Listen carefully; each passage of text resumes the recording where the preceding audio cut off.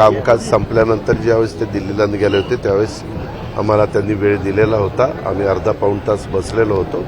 ज्या चर्चा पॉलिटिकल करायच्या त्याही आम्ही केल्या.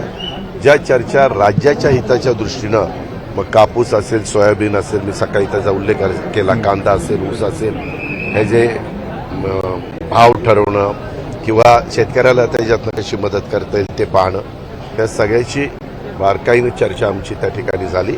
काही बाबतीमध्ये त्यांनी सांगितलं प्रस्ताव पाठवून द्या या बाबतीत, किंवा आता मोठ्या प्रमाणावर तुम्हाला माहिती आहे महाराष्ट्राच्या काही जिल्ह्यांच्या मध्ये खूप पाऊस पडला, पिकं पाण्यामध्ये गेली, जमिनी खरडून गेल्या, वाहून गेल्या, प्रचंड काही भागामध्ये नुकसान झालेलं आहे. सुदैवाने 100% जवळपास धरणं भरली. आपलं जायकवाडी पण भरलं, कोयना पण भरलं, उजनी पण भरली, ही मेजर गोसीखुर्द ही मेजर 4 धरणं आहेत ती पण भरली.